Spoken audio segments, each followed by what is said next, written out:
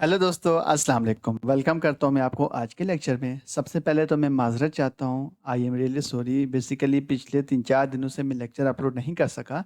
उसकी main reason यही थी, मेरी अपनी जो हेल्थ है वो थोड़ी-सी डिस्टर्ब थी। तो मुझे कोई प्रॉब्लम्स थी, बैक पेन था मुझे थोड़ा-सा गर्दन की तरफ, इस वजह से।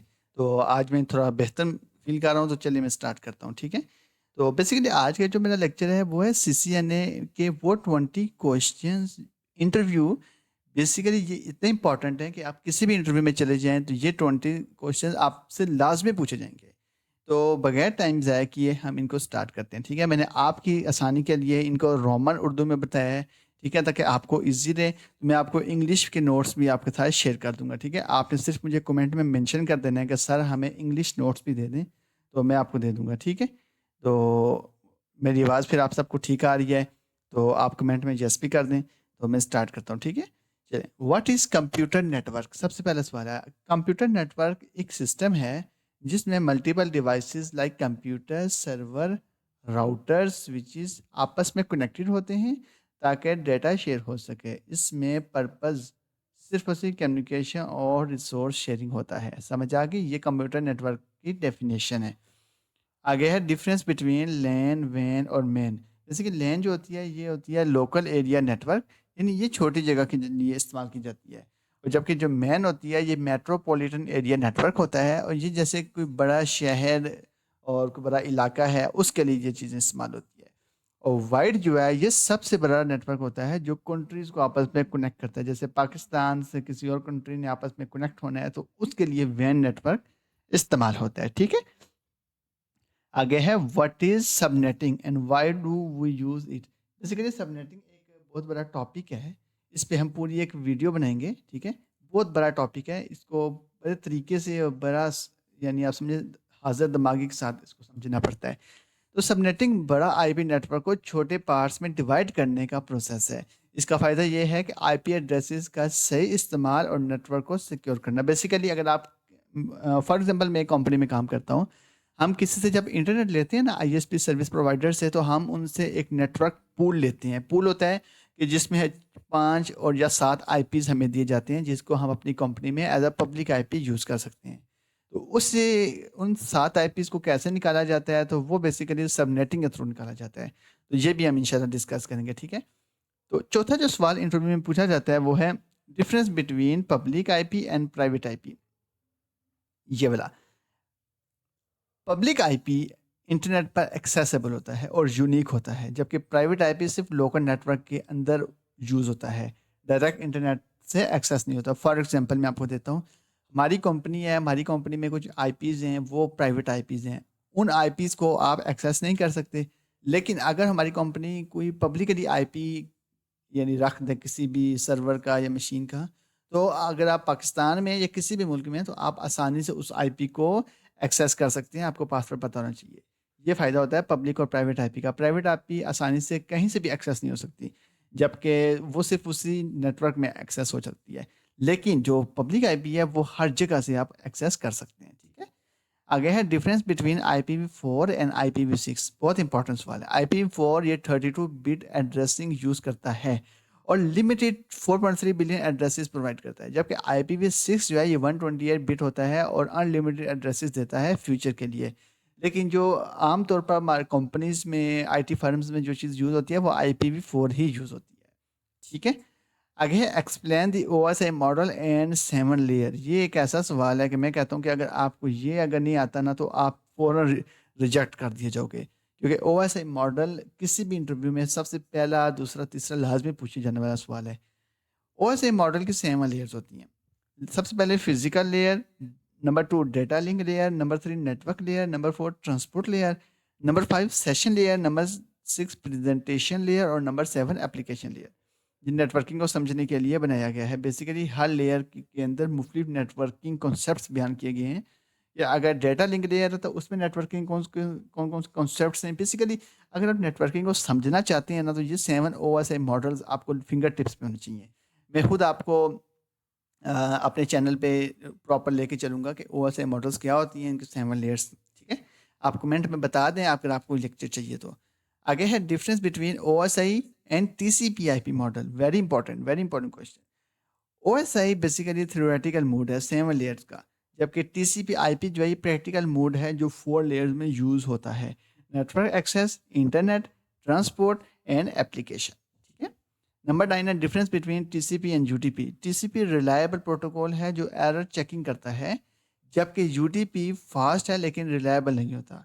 लाइक वीडियो स्ट्रीमिंग, गेमिंग के लिए ये जो यूटीपी है ये यूज होता है, लेकिन टीसीपी जो होता है ये सिक्योर और प्रॉपरली एक रिलायबल सोर्स है। ठीक है। What is DNS and how does it work? DNS आप समझें कि एक बैकबोन है किसी भी कंपनी की, कि अगर आप एक नेटवर्क बनाते हैं तो आप उस नेटवर्क में डीएनएस लाजमी बनाना होगा, वरना आपको बहुत सारी ट्रबल शूटिंग, बहुत सारी प्रॉब्लम नेटवर्क में आएंगी। DNS basically domain name system होता है, वेबसाइट का नाम ये को आईपी में कन्वर्ट करता है। जैसे गूगल.com को यूज़, यानी गूगल.com है तो उसका एक प्रॉपर आईपी है। हमें उसका आईपी तो नहीं ना पता, लेकिन गूगल.com सबको पता है, तो इसलिए उन्होंने उस आईपी को एक नाम दे दिया ताकि वो सबको याद रहे। What is DHCP and why it is important? DHCP basically dynamic host configuration protocol है। ये बेसिकली एक सर्वर हम बना देते हैं किसी भी मशीन में, अपनी लैब में, अपनी कंपनी में, कि अगर आपके पास 100 एम्प्लॉय या 200 एम्प्लॉय है तो हर एम्प्लॉय को आप अलग अलग आईपी असाइन नहीं कर सकते खुद। लेकिन DHCP सर्वर जो है ये ऑटोमेटिकली, अगर 1000 एम्प्लॉय है तो 1000 एम्प्लॉयज़ को ऑटोमेटिकली आईपीज़ असाइन कर देगा। ये इसका सबसे बड़ा बेनिफिट है। अब डीएचसीपी सर्वर कैसे बनाते हैं मैं आपको ये भी थोड़ा सा बता दूंगा प्रॉपर एक लेक्चर में। ठीक है। तो इसके अलावा अगर आपने कुछ सवाल है तो आप मुझे बताएं। आगे है difference between hub, switch and router. ये मैंने अपने प्रीवियस जो लेक्चर्स हैं ना मेरे, कॉम्प्टाई का नेटवर्क का लेक्चर है, उसके बाद कंप्यूटर नेटवर्किंग है उसके लेक्चर्स हैं, उसमें मैंने बड़ी ब्रीफली इन चीज़ों को लेकर चला हूँ। ठीक है।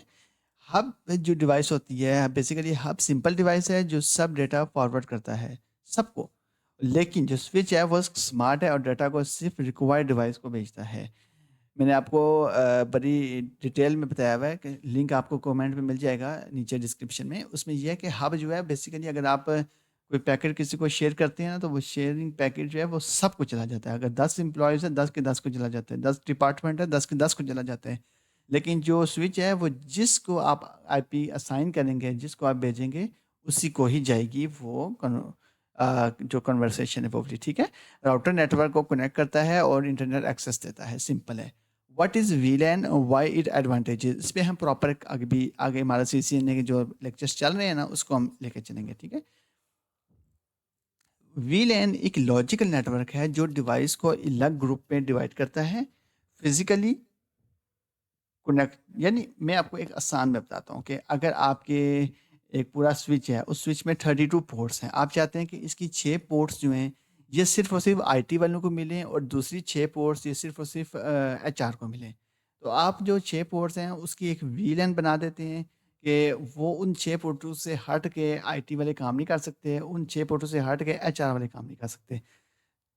ये बेसिकली वीलैन का काम होता है और इसके बहुत फ़ायदे हैं कि आपकी जो मैनेजमेंट है प्रॉपरली चलती है और ये बहुत सिक्योर सिस्टम है। What is default gateway? Default gateway वो राउटर होता है जो लोकल नेटवर्क को दूसरे नेटवर्क के साथ कनेक्ट करता है। ठीक है। What is net? Network address translation. Net जो है ये प्राइवेट आईपी एड्रेसिंग को पब्लिक आईपी एड्रेसेस में कन्वर्ट करता है जब इंटरनेट एक्सेस करते हैं। इससे सिक्योरिटी और आईपी सेविंग होती है। ये इसका पर्पस ये है कि ये प्राइवेट आईपी को पब्लिक आईपी में कन्वर्ट कर देता है। आगे है what is access control list, ACL. ACL एक सेट ऑफ रूल है जो ट्रैफिक को अलाउ या डिनाई करता है बेस्ड ऑन आईपी प्रोटोकॉल या पोर्ट नंबर। अच्छा, अब मेरी बात सुने, अगर आपको इस इंटरव्यू में से यानी ये जो क्वेश्चन है इसमें से कुछ चीज़ का नहीं पता ना आपको, आप मुझे कमेंट सेक्शन में बताएं कि सर इस लेक्चर पे ये जो क्वेश्चन है इस पे आप पूरा एक लेक्चर बनाएं, तो मैं पूरा एक लेक्चर रिकॉर्ड करके आपके लिए रख दूंगा। ठीक है। ये लाइफ टाइम अवेलेबल होगा, आप यूट्यूब पे आप किसी टाइम पे उसको देख सकते हैं। ठीक हो गया। तो आपने परेशानी नहीं लेनी, बिल्कुल भी रिलैक्स होकर देखने हैं। तो ये आपके लिए मैंने लेक्चर निकाला है। अगर आपको कोई क्वेरी है, कोई प्रॉब्लम है, आप मुझे कमेंट में बताएं। ठीक है। Difference between trunk port and access port. Access port सिर्फ एक वीलैन के लिए होता है, जबकि trunk port multiple VLANs traffic को कैरी करता है। What is STP? Spanning tree protocol. ये बहुत बड़ा टॉपिक है, इसको भी हम डिस्कस करेंगे। एसटीपी एक प्रोटोकॉल है जो नेटवर्क में लूप को अवॉइड करता है और अल्टरनेट पाथ को ब्लॉक करके नेटवर्क स्टेबल रखता है। ठीक है। What is OSPF and how it different from RIP? OSPF basically fast and efficient routing protocol है जो कॉस्ट मैट्रिक्स यूज़ करता है। और रिप जो है ये सिंपल प्रोटोकॉल है जो हॉप काउंट यूज़ करता है लेकिन स्लो है। ये बहुत इंपॉर्टेंट टॉपिक्स हैं। इंशाल्लाह ये हमारे सीसीएन के लेक्चर्स में चलेंगे और आपको सारी क्यूरी, सारी क्वेश्चन आपके क्लियर होते जाएँगे, ठीक है? और एक वक़्त होगा कि आप सीसीएन में इतने एक्सपर्ट होंगे कि आपको ये सारी चीज़ें फिंगर टिप्स पे होंगी, ठीक है? आगे है difference between static routing and dynamic routing. Static routing manually configure होता है और छोटे नेटवर्क के लिए बेस्ट है। डायनेमिक राउटर ऑटोमेटिकली होता है और बड़े नेटवर्क के लिए यूज़ होता है। लास्ट क्वेश्चन है step 2 trouble shoot network issue. अगर किसी नेटवर्क में कोई इशू आ जाता है तो उसको कैसे रिजॉल्व करेंगे? सबसे पहले आपने करना है फिजिकल कनेक्टिविटी को चेक करना है कि आया नेटवर्क चल भी रहा है कि नहीं, यानी कोई पीछे से इंटरनेट आ रहा है कि नहीं, उसको देखना है, पोर्ट सही लगी हुई है। दूसरा है आईपी कॉन्फ़िगरेशन वेरीफाई करो कि जो आईपी इसको मिल रहा है वो सही है। अगर नहीं मिल रहा तो उसका मतलब है वायर में मसला है या पीछे से डीएचसीपी आईपी नहीं दे रहा। नंबर 3 है पिंग करो और ट्रेस राउट यूज़ करो, यानी ट्रेस राउट यूज़ करके डिवाइस लॉग चेक करो।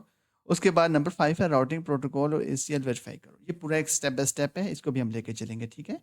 चलिए, अब आप मुझे बताएँ कि आपको ये सारा कुछ समझ आ गया है और जिस टॉपिक पे आप लेक्चर बनवाना चाहते हैं, जिस टॉपिक पे आप पूरी एक वीडियो बनवाना चाहते हैं, आप मुझे कमेंट में बताएँ कि सर इस टॉपिक को क्लियर करें, इस टॉपिक को लेके चलें, हम उसी को लेके चलेंगे, ठीक हो गया? चलिए, मैं आपसे यही कहूँगा कि आप मेरे चैनल को लाइक भी कर लें, सब्सक्राइब भी कर लें, क्योंकि मेरी प्रीवियस प्लेलिस्ट अगर आपने बेसिक्स सीखनी है तो मेरी कंप्यूटर नेटवर्किंग पूरी प्लेलिस्ट अवेलेबल है। कॉम्प्टेन नेटवर्क की अवेलेबल है, लिनक्स अवेलेबल है, ठीक है? और ये मेरी छोटी प्लेलिस्ट है सीसीएनए की। तो मैं आपको पूरा लेके चलूँगा साथ-साथ, तो इंशाल्लाह आगे जाके हम साइबर सिक्योरिटी को भी क्लियर करेंगे, उसको भी लेके चलेंगे। तो आप चैनल को सब्सक्राइब कर दें और अपने दोस्तों के साथ शेयर कर दें। ठीक हो गया? Thank you so much for watching. अल्लाह हाफ़िज़।